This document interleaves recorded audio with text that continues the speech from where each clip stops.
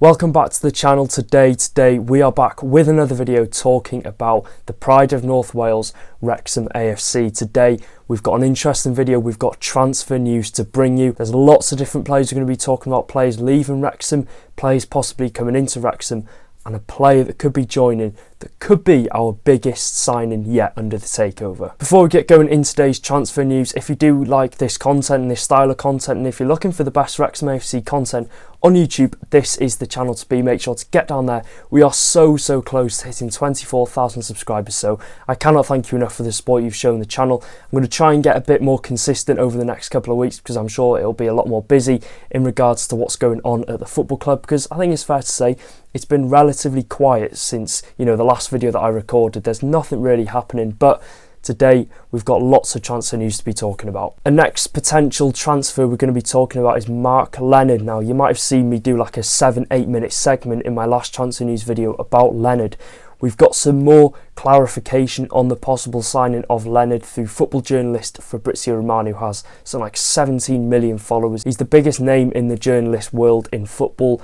He has confirmed that we are interested in the highly rated youngster from Brighton and Hove Albion, alongside Oxford United and Birmingham City. They're the two other clubs that are looking to sign Mark Leonard on a permanent deal. Brighton will most likely receive £350,000 plus add-ons when he is sold. So yeah, at least we know now that there's definitely some truth in this. This was about 2 weeks ago now. You know, I've had all this prepared for a couple of weeks now, but I just haven't got around to recording it. But still nothing has happened around Mark Leonard. He still remains a Brighton and Hove Albion player.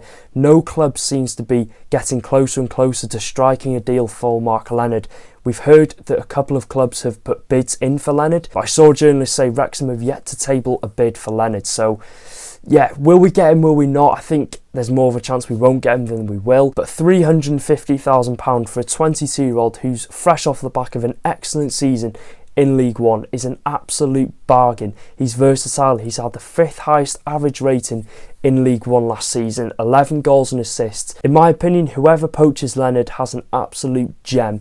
And if it's Birmingham City in League One, I think, you know, they're already favourites to go up. They're going to have an extra boost towards, you know, winning that league title. And if it's Oxford United, he could play a big role in the Championship. It'll be interesting to see how his development does continue if he does decide to take the step up to the Championship. And I think a midfield three of Elliot Lee, Andy Cannon and Mark Leonard would certainly excite a lot of people. I don't think there's a chance that this deal does happen. I think there was definitely truth in us being interested in Mark Leonard, but it seems like we've sort of held off the interest as we've not tabled a bid yet. So yeah, let me know in the comment section down below. Would you be happy with Mark Leonard, and do you think we'll see him in a Wrexham shirt? And we're going to be talking about two departures. Luke Young, our captain, he has found a new club in Cheltenham Town of League 2. This is a good move for Luke Young because he's definitely a League 2 quality player. He deserves to be continuing to play in the EFL. He had a good season last year with this, you know, with the games that he did feature in. He's been an incredible servant to the football club, and Luke Young will likely slot into their midfield really well. If there's any Cheltenham fans watching this video, he's a very hard worker. He's a great leader on the pitch. Great pass to the ball. Overall, you've just got yourself a really top player, and I'm sure he'll go down as a fan's favourite. Someone also making the switch to Gloucestershire is former vice-captain Ben Tozer. He makes the move down to the National League. So Forest Green, they've got good financial backing. They've got a good project, you know, that I think has been halted the last couple of seasons. A lot of people will be happy to see them drop out of the Football League. But in terms of Ben Tozer, I think this is a good move for him. He's probably on a good wage at Forest Green Rovers. It's an ambitious project. They're likely to go back up this season in the National League, so yeah, move closer to home as well because he was originally playing for Cheltenham Town, so he's going back home. We only wish the best for Ben Tozer and Luke Young. Now, some official transfer news coming out of Wrexham FC. We've got 3 players that have signed contract extensions at the club, starting off with Mark Howard. Now, I'm really glad to see Mark Howard get this contract extension across the line. Of course, we all know the type of player he is, the type of character he is. He brings experience into what is a very young goalkeeping department, so he can definitely offer a lot to the younger goalkeepers that are, you know, Arthur Okonkwo, Liam Hall, Luke McNicholas. ridiculous. You know, we know he's a very professional footballer, and I'm sure that's one thing Parky really highly rates him for. And overall, I think, you know, he's a good dressing room player to have. He brings that wealth of experience. I'm sure everyone will be happy to see Mark Howard sign a new contract. The next player to sign a new contract is Stephen Fletcher. He extends his stay at the Racecourse Ground by another year. Another fan's favourite puts pen to paper to sign a new deal for another season in League One. Fletcher, we know him, he's played at the highest leagues, he's played for Sunderland in the Premier League, he's played in Ligue 1 for Marseille. He has that experience at the highest level of, you know, English football, French football. He's played over 400 games in the EFL, so he knows what it takes to get up and out of a division, and he brings that experience to the team. On and off the pitch, of course, we saw he had an incredible impact whenever he did come on in a Wrexham shirt. 8 goals in 34 games, and like I said, he is a game changer. He has changed the game on multiple different occasions. When we've been needing a goal, you'd bring Super Stephen Fletcher on, he'd have such a massive impact. We look forward to hopefully seeing more goals from Stephen Fletcher in League One next season. Aaron James has signed a new 1-year contract. Now, Parky seems to have a lot of faith in Aaron James. He seems to highly rate him as well. He gave him his first start against Salford City in League 2, so I think, you know, Parky will be looking to develop Aaron James as a player, continue to grow, continue to, you know, develop as a player in such a good group of players that we currently have at the football club. And who knows, could we see him break into the first team in League One next season? I think there's definitely a chance that we could see him maybe in the Bristol Street Motors Trophy, maybe in the FA Cup. Good to see Aaron James continue his development because, you know, he's shown some very good signs. He's keeping on the right track, you know, at Wrexham Football Club. There's been speculation in the past 24 hours that Wrexham are aiming to sign former Portsmouth midfielder and Welsh international Joe Morel, with the likes of QPR and Birmingham City also interested in him. Not to forget, Portsmouth have been consistent in claiming that they want Morel to stay, but as of today, the 22nd of June, nothing has progressed. His deal expires on the 30th of June, and after the 30th of June, clubs can come in and get him on a free, which Portsmouth ideally wouldn't have wanted that. Of course, Massinho, their manager, said they want him to stay. Portsmouth have claimed they want him to stay. Nothing has progressed in keeping Joe Morel at Fratton Park, so it looks as if Joe Morel is heading out of Portsmouth Football Club and will become available on a free transfer. As a Welshman, I've seen Morel play plenty of times live on TV for Wales, and for Portsmouth he seems to be really highly regarded by their fans. One fan saying, "If Joe Morel leaves, I'll be shocked. He is 100% a championship player." He seems to have that quality in midfield, and it's clear to see this would be a statement signing for Wrexham. If there's any truth in this, Wrexham will of course have contacted Joe Morel, contacted his agent, outlined the plan and the future and the project that is happening at Wrexham, try and make it as lucrative as possible for Joe Morel to get him signed. And I'm not just saying this, I definitely do think there is a chance that we see Joe Morel signed for Wrexham. And on the type of player that Joe Morel is, he's more of a George Evans type player, maybe not for his style of play, but his contribution in the final third. Morel keeps the play rolling in midfield. He makes around 52.7 passes per 90 minutes. Portsmouth fans seem to think he's a really important part in their midfield. The only issue that some of them are bringing up is his discipline. I think we saw he's had 4 red cards over the past 2 seasons and something like 19 yellow cards, so it's not something that will take ages and ages to work on. Morel is a proven League One player and he's played 121 times in 4 seasons in League One. I think the main asset that Joe Morel has is his leadership and his all-round ability. We've seen he's a good quality midfielder. He's represented his country on multiple different occasions. You know, Portsmouth fans are saying until his injury that he suffered this season away at Oxford United, he has played a big part in their midfield and played a big part in the first half of their season, which of course they went on to win the League One title. Could it help that Wrexham of course are a Welsh club and have an exciting future ahead?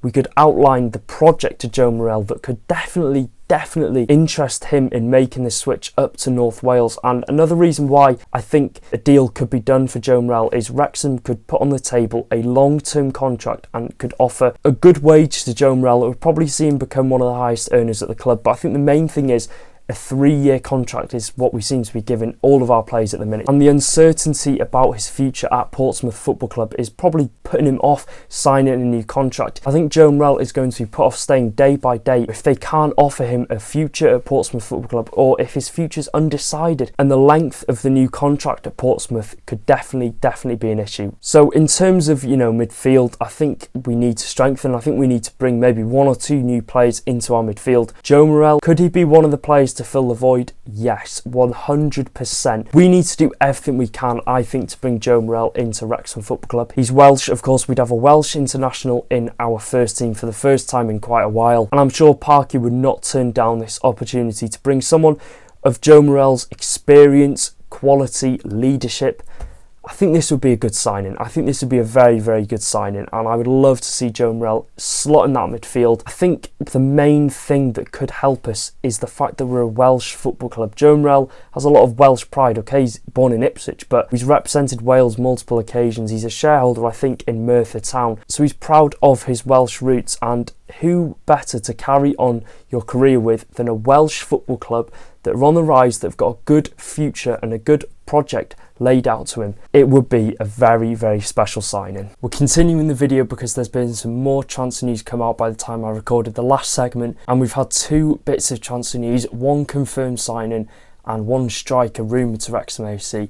I'm sure you're probably thinking, where's everything gone off your backdrop? I saw someone comment the other day saying I should fill in the gaps with memorabilia, stuff I've got, and I thought, do you know what, that's a very, very good idea. So I've got all the stuff down there.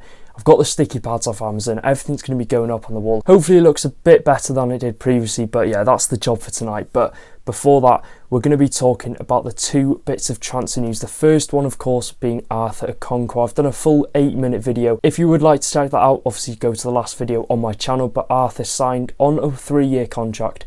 Big signing, a big first signing of the summer transfer window. The one we all wanted, the one at times we maybe didn't expect it was going to happen, but of course we got it over the line. Everyone behind the scenes, I'm sure, worked very, very, very hard to get this deal that of course we all wanted. And yeah, we're going to see Arthur Okonkwo in goal for the next 3 years. We've got 3 more years of the young and upcoming 22-year-old goalkeeper. I'm very, very excited, and I'm sure I can speak on behalf of every Wrexham fan to say we're delighted to see Arthur re-sign, and of course on a 3-year contract, a long-term deal. The summer could not have got off to a better start. And the next bit of transfer news we're going to be talking about is we've heard some news in the past 24-48 hours that we have been linked with a striker from League 2. Now it could be untrue because there's no confirmed source of this transfer rumour. It's just one fan saying he's got links with the club, but there's a lot of links that could mean this signing could happen. But apparently we have put an undisclosed bid in for Joe Ironside of Doncaster Rovers. Now apparently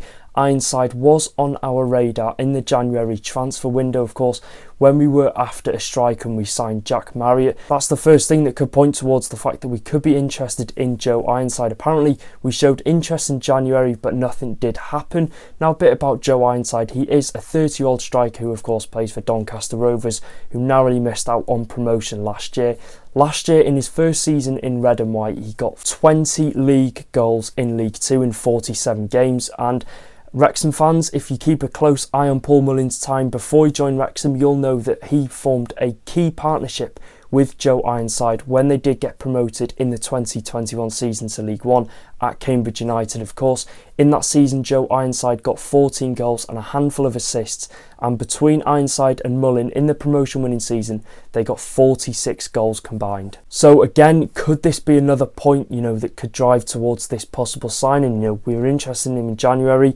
He's formed that partnership with Mullin in the past. I think for Mullin, that was his highest scoring tally when playing in the Football League. So there's a chance this could happen, and I don't think there's really any questions to be made over Ironside's scoring record when it comes to playing in the EFL. He hasn't really done all too well when playing in League 1 before. His numbers really don't show for that, but when performing in League 2, we've seen it with Cambridge United. I think he got 2 seasons in a row, 14 goals, and of course he's fresh off the back of a 24 goals in all competitions for Doncaster Rovers, and that makes it 54 goals in the past 3 seasons for Joe Ironside. And he carries that wealth of experience that I would say we lack at front, but we really don't at the minute. I think this is the most experienced our striker department has been in years. We've got Fletcher, we've got Palmer, we've got Marriott, we've got Mullin. We've barely got any youngsters who are, still developing as players. So Ironside would only add to that list of experience that we do have up top. Now, there's some important points that I would like to point out on this possible signing. Ironside is only 1 year into a 3-year contract at Doncaster Rovers, and with